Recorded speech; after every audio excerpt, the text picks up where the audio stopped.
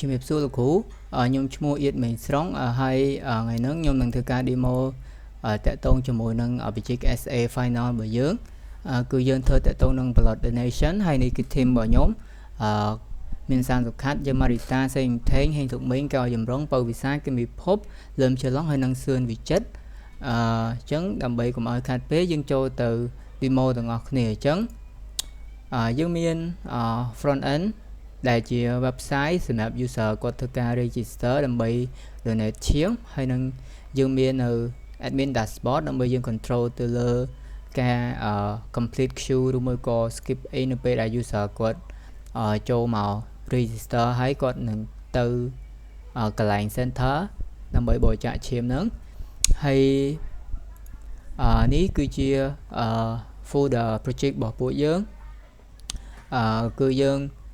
set up វាមក folder អញ្ចឹងដែលនៅក្នុងហ្នឹងគឺយើងមាន3 folder ដែលទី1មាន back end ដែលយើងទៅសេ Java Spring Boot ហើយបន្ទាប់មកយើងមាននៅ front end របស់យើងហើយនឹង dashboard អញ្ចឹង dashboard របស់យើងគឺយើងប្រើ Next.js នេះគឺជា folder project របស់ពួកយើងនិង website ក៏ដូចគ្នាគឺយើងប្រើ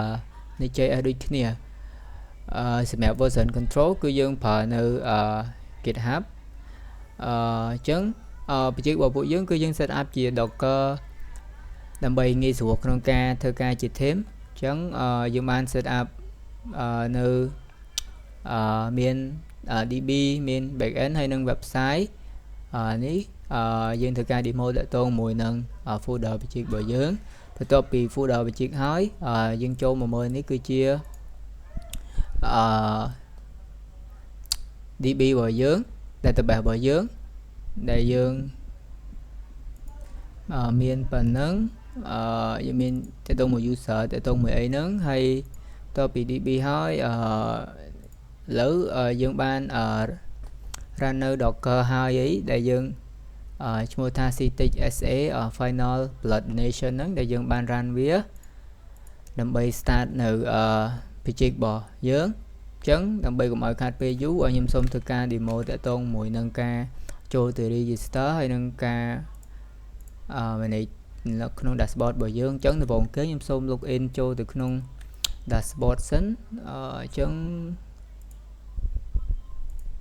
ចុចមកក្នុង log in អូខេអញ្ចឹងខ្ញុំសូម log in ទៅ admin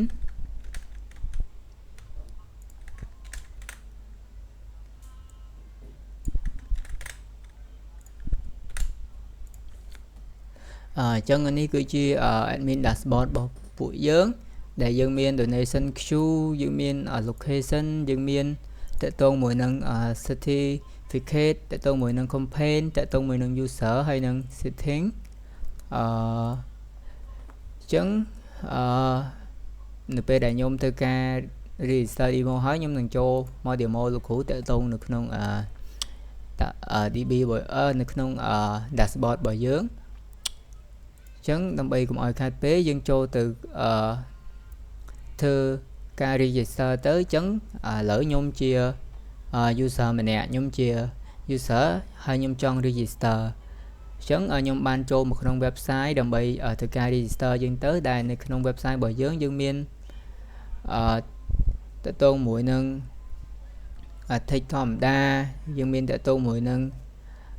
emergency campaign តាក់ទងមួយនឹងថាតើwebsite របស់យើងវាដំណើរការមិនអីចឹងទៅយើងគ្រាន់តែជា user interface មួយដើម្បីឲ្យ user គាត់ងាយយល់នៅពេលដែលគាត់ visit នៅ website របស់យើងហើយបន្ទាប់មកយើងមាន location ហើយនឹង campaign ដែល location នេះ user គាត់អាចមើលថាតើមាន center ណាខ្លះដែលគាត់អាច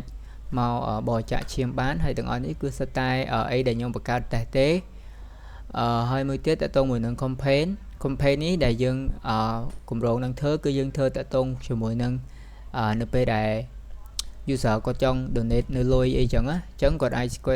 ចុច donate now មកអញ្ចឹងយើងនឹងឲ្យគាត់ធ្វើការ scan ទៅមើលគាត់ប្រើនៅ credit card អីចឹងទៅតែឥឡូវនេះយើងធ្វើការ skip សិនដោយសារតាក់ទងជាមួយនឹង payment ហ្នឹងគឺយើងធ្វើអត់ទាន់អញ្ចឹងយើងធ្វើការ skip នៅកន្លែង campaign ហ្នឹង ចឹងអីដែលយើង demo គឺយើងធ្វើតាក់ទងជាមួយនឹងlocation ហើយនឹង register តាក់ទងមួយការដើម្បីបានទៅ donate អីចឹងណាចឹង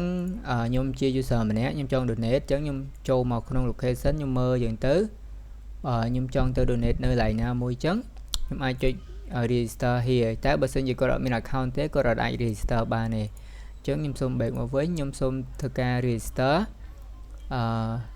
នេះគឺជា register របស់យើងហើយយើងបើសិនជាយើងមាន account ហើយយើងអាចធ្វើការ login ក៏បានដែរតែឥឡូវខ្ញុំសូមធ្វើការ register ថ្មីអញ្ចឹងខ្ញុំសូមដាក់ email ពិតដោយសារតែវានឹងធ្វើការ send OTP ទៅកាន់ user អញ្ចឹងខ្ញុំសូម copy នៅ email របស់ខ្ញុំសិន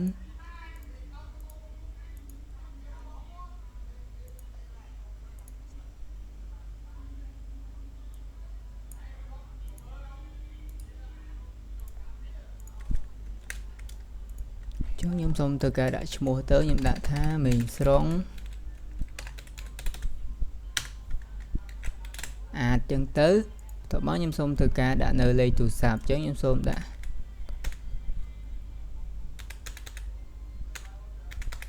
ចឹងទៅបន្ទាប់មកខ្ញុំធ្វើការរើសនៅថ្ងៃខែឆ្នាំកំណើតបន្ទាប់មកយើងរើសនៅ plot ថែរបស់យើងហើយនឹង address របស់យើងចឹងហើយនឹង password ចឹងខ្ញុំសូមធ្វើការដាក់ password បន្ទាប់ពីយើងបានបំពេញទាំងអស់នឹងហើយយើងត្រូវការចុច continue នេះទៅចឹងពេលដែលយើងចុចវានឹងធ្វើការ send នៅ OTP មកកាន់ email របស់យើងហើយចឹងនេះគឺជា email ដែលបានផ្ញើមកគឺ OTP ចឹងយើងធ្វើការverify ទៅជានៅពេលដែលយើង verify success វានឹងមាន email មួយ welcome មកកាន់យើងហើយថាយើងបាន success អីចឹងទៅនេះគឺ welcome to blood donation system របស់យើងយើងមាន welcome ឈ្មោះដែលនេះហ្នឹងអញ្ចឹងអីដែលគាត់អាចធ្វើបានយើងបានដាក់ជា welcome មួយសម្រាប់គាត់បន្ទាប់ពីគាត់បាន verify នៅ OTP ហើយ step បន្ទាប់គឺតាក់ទងជាមួយនឹង donation details យើងត្រូវធ្វើការ survey ទៅ question ខ្លះទៅកាន់គាត់អញ្ចឹងដំបូងគេគឺយើងរើស center អញ្ចឹងខ្ញុំសូមយក center ខាងលើហ្នឹងហ្មងទៅដើម្បីកុំឲ្យយូរបន្ទាប់មកយើងរើសថ្ងៃបន្ទាប់មកយើងត្រូវការឆ្លើយនៅសំណួរប្រហែលសំណួរដែលយើង survey ដូចតាក់ទងមួយ have you donate blood in last 3 months នេះយ៉ាងទៅបើសិនជាយើង no ចាយើងដាក់យកទៅបើ no យើងយក no ទៅអញ្ចឹងខ្ញុំសូមធ្វើការនេះអូខេយើងសូមធ្វើការប៉ុណ្ណឹងតោះមកខ្ញុំសូមធ្វើការចុចដើម្បី get នៅ queue number របស់ខ្ញុំអញ្ចឹងនៅពេលដែលខ្ញុំ click get queue នេះទៅអញ្ចឹងវានឹង send queue ប្រាប់យើងហើយថានេះគឺជា registration queue របស់យើងហើយនឹងផ្ញើមកកាន់ email របស់គាត់ដែរថាលេខ queue ដែលគាត់មកដល់ center ឈ្មោះថា update blood center ហ្នឹងលេខដែលគាត់ត្រូវចាំគឺលេខ2ចឹងទៅអញ្ចឹងឥឡូវបន្ទាប់ពីប៉ុណ្្នឹងហើយគាត់គឺ success តាក់ទងមួយនឹងការ register ហើយអញ្ចឹងយើងអាចចូលមកមើល profile របស់គាត់បានយើងអាច edit profile យើងអាច update អីបានហើយយើងអាចចូលមកមើលនៅ queue នេះគឺជា my queue ដែលគាត់ត្រូវចាំគឺលេខ2 waiting ដែល location ហើយនឹងថ្ងៃដែលគាត់បាន register ហើយនេះយើងគ្រាន់តែ warning ប្រាប់គាត់ទេនៅពេលដែលគាត់ឆ្លើយសំណួរមិញហ្នឹងបន្ទាប់មកយើងមានmy certificate នៅពេលដែលគាត់បានចុះឈ្មោះយើងទៅគាត់នឹងបាន certificate មួយអរគុណដែលគាត់បានមកចុះឈ្មោះអីចឹងណាអញ្ចឹងបន្ទាប់ឥឡូវហ្នឹងយើង success តាក់ទងមួយការចុះឈ្មោះ register ហើយអីដែលមិញគាត់បានរើសនៅនេះ update blood center ហ្នឹងអញ្ចឹងនៅពេលដែលយើងចូលមកក្នុង admin dashboard របស់យើងយើងនឹងឃើញឈ្មោះadmin ស្រុកនេះដែលគាត់បាន register មិញហ្នឹងហើយយើងចូលមកមើលនៅក្នុង DB របស់យើងតាក់ទងមួយនឹង Q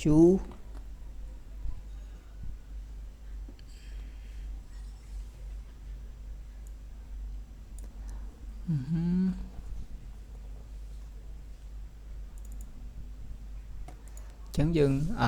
នេះលេខ 2 តបមកឥឡូវហ្នឹងនៅពេលដែលគាត់បាន register គឺ admin page គឺគាត់នឹងបានឃើញហើយថាអូខេថ្ងៃហ្នឹងមានណាអ្នកដែលគេ register អញ្ចឹងមិញយើងគ្រាន់តែ demo គឺមានម្នាក់ដែលគាត់បាន register គឺឈ្មោះmain strong art នេះហើយ blood type របស់គាត់ survey របស់គាត់ដែលគាត់បាន survey មិញហ្នឹងហើយ register ទៅម៉ោងប្រហែលហើយ setter របស់គាត់គឺ waiting ហើយ Q របស់គាត់គឺលេខ 2 អញ្ចឹងគាត់អាចចូលមកមើល my Q គឺលេខ 2 ដូចគ្នាបន្ទាប់មកនៅក្នុងហ្នឹងយើងមានតកតងមួយ overview ដែលនៅក្នុង dashboard របស់យើងមានតកតងមួយនឹង donation Q នេះដែលជា main function របស់យើងដែលនៅពេលដែលគ្រប់ user ដែលគាត់បាន register គាត់នឹងមក center ដែលគាត់បាន donate ហ្នឹងដែលគាត់បាន register ហ្នឹងដើម្បីបរិច្ចាគឈាមយ៉ាងទៅអញ្ចឹង admin នៅប្រចាំ center ហ្នឹងគឺគាត់នឹងមាន admin dashboard សម្រាប់ look ទៅគឺយើងបង្កើតឲ្យគាត់អញ្ចឹងនៅក្នុងហ្នឹងក៏យើងមានតកតងមួយការ create នៅlocation management ដែរអញ្ចឹងមុននឹងយើងបន្ទាប់ខ្ញុំសូមចូលមកកន្លែង certificate នេះអញ្ចឹងនេះខ្ញុំតេស្តមិញគឺយើងមានតែមួយអញ្ចឹងឥឡូវយើងឧទាហរណ៍ថាខ្ញុំដែលបាន donate មិញហ្នឹងខ្ញុំបានមកដល់កន្លែងហើយខ្ញុំបានទៅការបរិច្ចាគហើយអញ្ចឹង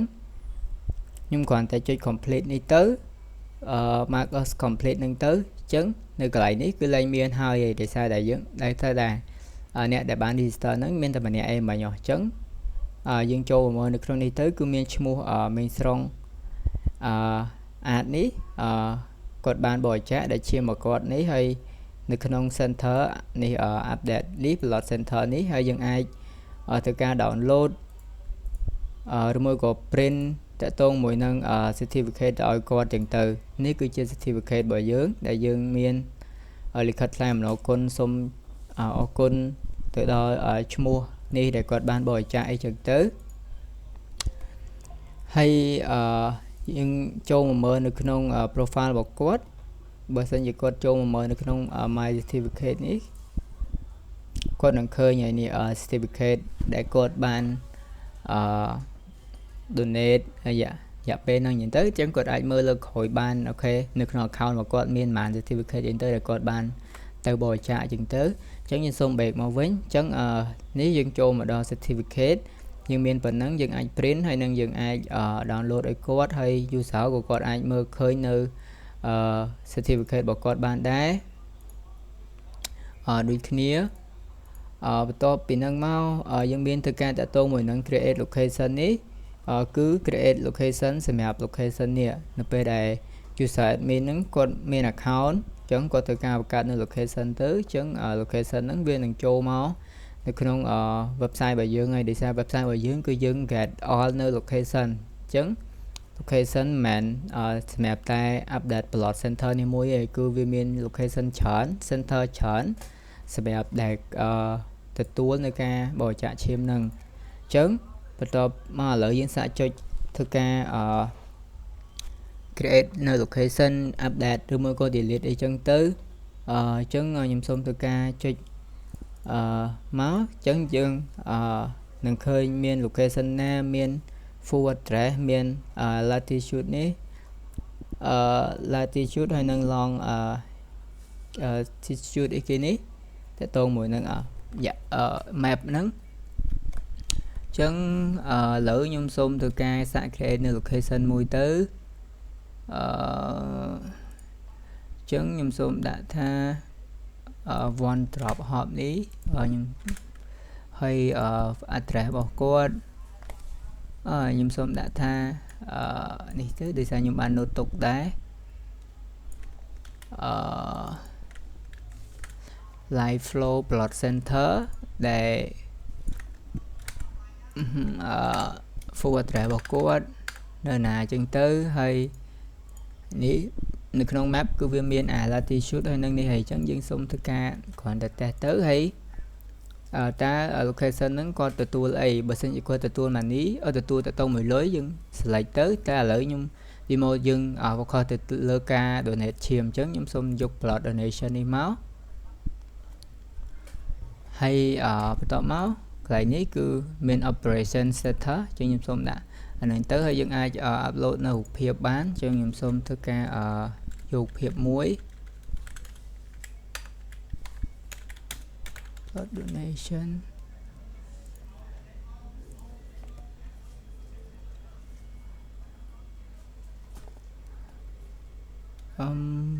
ចឹងខ្ញុំសូមយករូបមួយគ្រាន់តែជាការតេស្តដើម្បីឲ្យគ្រូ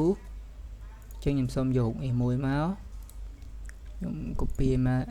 ក address របស់វាហើយយើងយកមកដាក់ទៅចឹងឡើយនេះដោយសារយើងដាក់ payment ចឹងបើសិនជាយើងមាន payment យើងអាចដាក់នៅ payment កន្លែងនេះក៏បានដែរអញ្ចឹង user គាត់អាចធ្វើការ scan ដើម្បី pay ឬមួយក៏គាត់អាចមកបរិច្ចាគឈាមក៏បានតែឥឡូវខ្ញុំសូមធ្វើការ focus តែលើការ donate ឈាមអញ្ចឹងខ្ញុំសូម create ប៉ុណ្ណឹងហើយបន្ទាប់ពីយើង create ហើយវានឹងធ្លាក់ចូលមកក្នុងនេះហើយអញ្ចឹងយើង search ការ refresh នៅ front end របស់យើងទៅអញ្ចឹងយើងនឹងឃើញឈ្មោះថា live flow blood center នេះនៅក្នុង location របស់យើងហើយបន្ទាប់មកនៅក្នុងនេះក៏ដូចគ្នាយើងចូលមក location យើងនឹងឃើញនេះគឺ live blood center ហ្នឹងដែលយើងបានបង្កើតមិញហ្នឹងអញ្ចឹងឥឡូវយើងសាកចូលមក update នៅក្នុងហ្នឹងវិញអញ្ចឹងយើងអាច update បានដាក់ update ធិតចឹងទៅហើយប៉ុណ្ណឹងខ្ញុំសូម save វិញទៅអញ្ចឹងនេះគឺ update ធិតហើយនៅក្នុង DB របស់យើងធ្វើការ refresh ទៅអញ្ចឹងនឹងឃើញ update ធិតដូចគ្នាហើយឥឡូវឧទាហរណ៍យើងត្រូវ delete location ណាមួយអញ្ចឹងក៏យើងអាច delete បានដែរគឺយើងចុចប៊ូតុង delete នេះទៅនឹង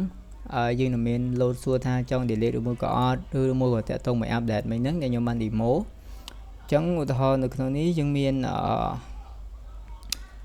ភ្នំពេញនេះមួយ AAA ហ្នឹងអញ្ចឹងខ្ញុំសូមធ្វើការ delete នៅ center ហ្នឹង location ហ្នឹងអញ្ចឹងយើងមក refresh វិញទៅ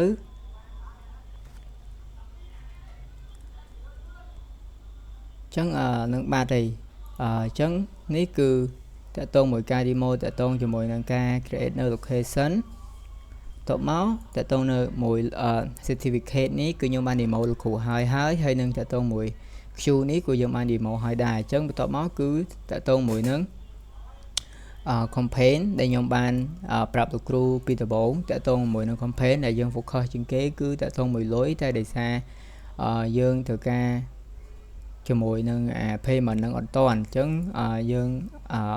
អត់អាច pay បានទេអញ្ចឹងឥឡូវខ្ញុំគ្រាន់តែធ្វើការ create នៅ campaign ដើម្បីតេស្តឲ្យលោកគ្រូមើល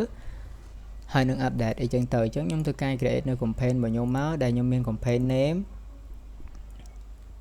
អញ្ចឹងខ្ញុំសូមធ្វើការដាក់ឈ្មោះវាអញ្ចឹងទៅហើយយើងមានចង់ដាក់ banner អីមួយសម្រាប់នេះក៏បានដែរយើងសូមខ្ញុំសូមធ្វើការ copy នៅរូបមួយយកមកដាក់អញ្ចឹងទៅតាក់ទងមួយ plot ដែរហើយតាក់ទងមួយនឹង description យើងដាក់ថា test ទៅតបមក amount នេះគឺទឹកប្រាក់ដែលយើងរំពឹងamount ហើយនឹងតាក់ទងមួយនឹង goal amount របស់យើងដែលទឹកប្រាក់ដែលយើង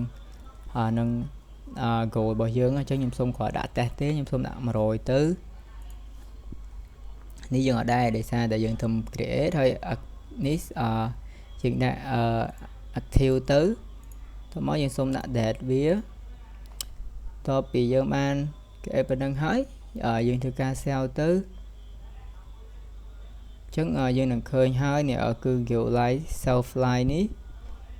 អញ្ចឹងយើងក៏អាចចូលមក view យើងអាចចូលនេះអញ្ចឹងនៅពេលដែលយើង view យើងនឹងឃើញថា campaign របស់យើងមានមាន total donate នៅ amount rise នេះ create ពេលណាហើយ goal របស់យើង ហើយវា active យ៉ាងទៅតើមកយើងអាច edit បានចឹងខ្ញុំសូម tab S តែប៉ុណ្្នេះទៅដើម្បី edit ចឹងវានឹងឃើញចឹងយើងចូលមកមើលនៅក្នុង campaign របស់យើងគឺយើងមានតែប៉ុណ្្នេះទេអញ្ចឹងនៅពេលដែលយើង refresh ទៅយើងនឹងឃើញថ្មីមួយទៀតហើយនៅក្នុង DB របស់យើងទៅមួយនឹង campaign ក៏ដូចគ្នាចឹងយើងនឹងឃើញហើយនេះគឺ Guild Fly នេះដែលយើងបាន create មកហ្នឹងដែល description របស់យើងគឺយើងតេស្តហើយមាន current amount ហើយនឹង target amount របស់យើងហើយយើងក៏អាច delete បានដូចគ្នាដែរអញ្ចឹងបន្ទាប់ពីយើងបាន create campaign ហើយចឹងយើងអាច edit យើងអាច view យើងអាច delete បានតែឥឡូវខ្ញុំសូមធ្វើការ delete មួយចឹងយើងចុច delete មកតើតើមួយ delete របស់យើងមានដើម្បី delete យើង type ឈ្មោះហ្នឹងទៅដើម្បី confirm តែឥឡូវយើងសូមអត់ delete វិញក៏បានដែរយើងសូមបន្តមកមួយទៀតតើតើមួយនឹងuser ចឹងតើតើមួយ user របស់យើងគឺយើង manage ទៅលើ user ដែលយើងអាចឃើញ donor តើតើមួយ admin តើតើមួយអីហ្នឹងចឹងខ្ញុំសូមធ្វើការ add update តើតើមួយ admin ដើម្បីតេស្តឲ្យលោកគ្រូមើលដើម្បីយើងបញ្ចប់តើតើមួយការ demo dashboard របស់យើងចឹងយើងអាច add នៅ user បានចឹងនៅពេលដែលយើង add user នេះគឺយើងអត់ verify OTP ទេដោយសារ admin គាត់ add ចឹងយើងសូមធ្វើការ add នៅ test admin ទៅតែ admin ដែលយើង test test admin gmail.com ហើយមានលេខទូរស័ព្ទមាន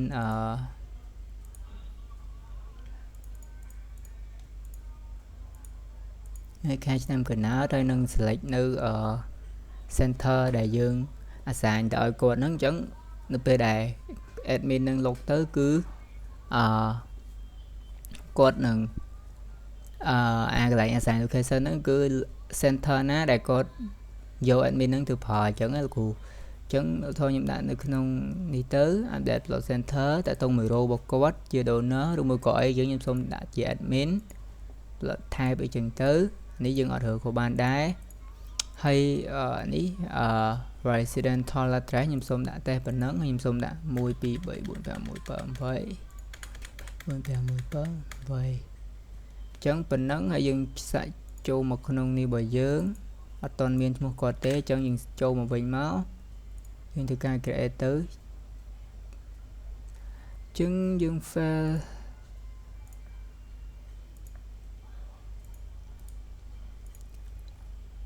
សូមធ្វើនៅមើលនៅ network របស់យើងសិន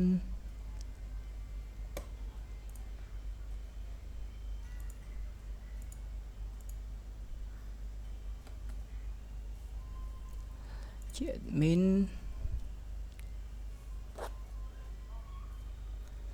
ចុះខ្ញុំសូមធ្វើការ add នៅ admin សារថ្មី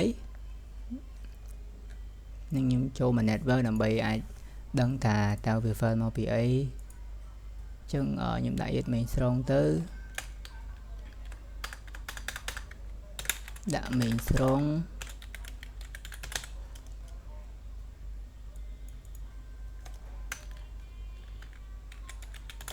ថាស្រង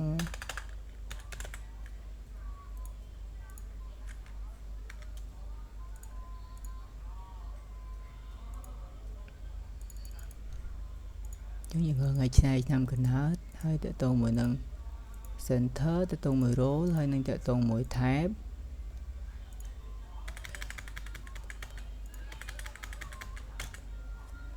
ចឹងតបមកយើងធ្វើ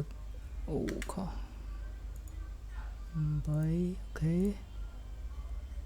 ចឹងឥឡូវយើងបង្កើតខុសហើយមិញប្រហែលជាយើងឲ្យបាន validate តើតមួយលេខទូរស័ព្ទដាក់ខុសទៅវានឹង load ប្រាប់យើងតែឥឡូវហ្នឹងយើងបាន create ហើយអូខេចឹងខ្ញុំសូមបិទវាវិញចឹងយើងបាន create admin ថ្មីដែលគាត់ឈ្មោះមេងស្រងនេះមិញនេះចឹងដែល row របស់គាត់ជា admin អីចឹងទៅយើងអាច edit បានមេងស្រងតេស្តអីចឹងទៅ អាច update DOB បានអញ្ចឹងយើង update ដាក់ 202 អញ្ចឹងទៅ center អីចឹងទៅអូខេអញ្ចឹង main ស្រង់ test អញ្ចឹងយើងបាននេះគឺ main ស្រង់ test ដែលយើងបាន update នឹង user ហ្នឹងតែគាត់ role របស់គាត់ជា admin អញ្ចឹងយើងអាចចូលមកមើលនៅក្នុង DB របស់យើងបានអត់ទាន់មានឈ្មោះគាត់ទេអញ្ចឹងយើង refresh មួយទៅអញ្ចឹងនេះនឹងឃើញ main ស្រង់ test ហើយ location ID គឺយើង assign ឲ្យគាត់នៅplot center មកហ្នឹងហើយនឹងតើតើមួយ setting គឺយើងធ្វើការ update ទៅលើadmin ឈ្មោះអីហ្នឹងជាងយើងគ្រាន់តែ edit នៅ name ទៅដាក់ admin ស្រង់អញ្ចឹងទៅហើយយើងធ្វើការ save មកអញ្ចឹងវានឹង load មក success ប៉ុណ្ណឹងអញ្ចឹងសម្រាប់ការ demo របស់ខ្ញុំមានតែប៉ុណ្ណឹងលោកគ្រូតកតងមួយនឹងproject នៅ Blood Donation របស់យើងដែលយើងមានការ register ដើម្បីចូលមក donate មានការ manage ទៅលើ queue ដែល user គាត់ត្រូវរងចាំនឹងតកតងមួយការ create តកតងមួយការ printer certificate សម្រាប់ user ឬមកក៏ create campaign តកតងមួយការ create user សម្រាប់គាត់យកទៅប្រើតាម center របស់គាត់ហើយនឹងការ update អីផ្សេងហ្នឹងអញ្ចឹងវីដេអូរបស់ខ្ញុំមានតែប៉ុណ្្នឹងជំរាបលាលោកគ្រូអរគុណច្រើនលោកគ្រូ